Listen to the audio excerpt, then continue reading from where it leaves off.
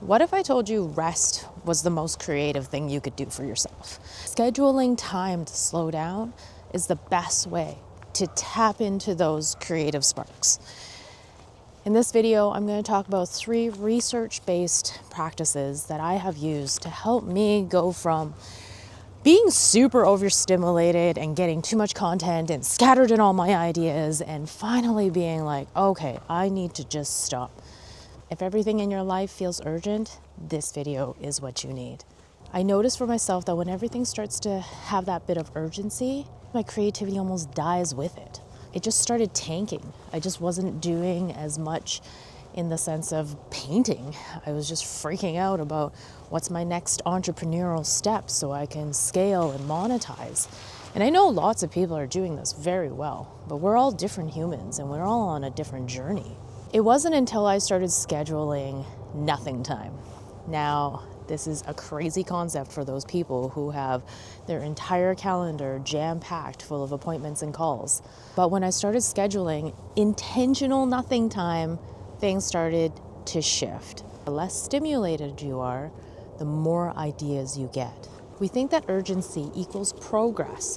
When your nervous system gets overstimulated, your prefrontal cortex actually shuts down and it starts overriding the possibility to even have creative ideas. It's like that fight or flight.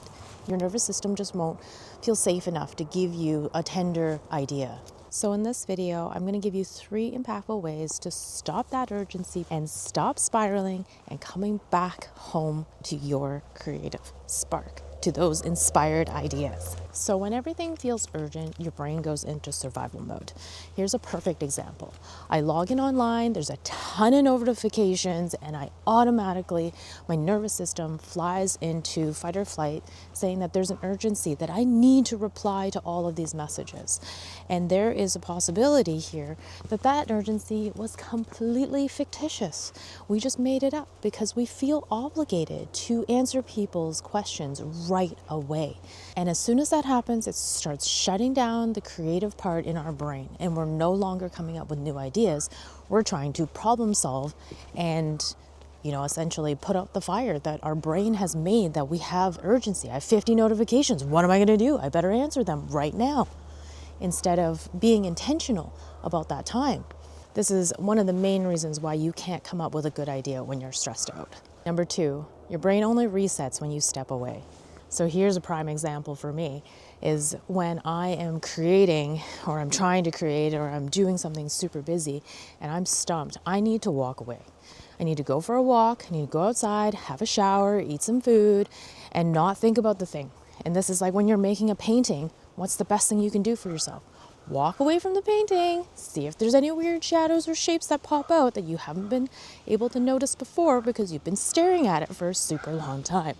So remembering that it's okay to walk away from the job. Do nothing. Sometimes our best ideas come to us when we're on the toilet or in the shower or driving and just listening to nothing, because then you're able to just receive. Sometimes our biggest insights come from boredom. And I love this message because I was talking to my nephew and he was saying, I know, it's okay to be bored and it's good to be bored because then you get to do whatever you want. And I just love that. That was such a great way to think about it. Those late night walks, those moments when you decide that it's okay to just sit in your office and stare at the wall.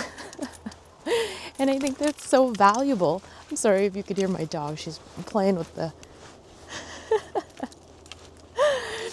I'm trying to walk her, which is probably why you're wondering, like, why is this all Blair Witchy? And this video is going off course here. Sorry, I digress. But the main thing is, when we are bored, if we ever are, and we give ourselves that opportunity, schedule 30 minutes for nothing time. Absolutely nothing. Don't need to meditate, you don't need to heal yourself, you don't need to check off anything on your to-do list, and just lie there and be open to receiving creative ideas. I think a lot of the times for myself, I use journaling for this and seeing what can come through, and I can make note of it and I can record the ideas that come up. I hope that these 3 tips have helped you slow down and gives you a bit of perspective on how important it is to schedule and do nothing. Have that little nothing date with yourself. I don't know, give yourself just time for comfort and relaxation and nourishment, because that's what's been calling in my life. And I feel like if you're watching this video and you've made it to the end, then maybe this also resonates with you. Thanks for watching. If you like it, hit subscribe.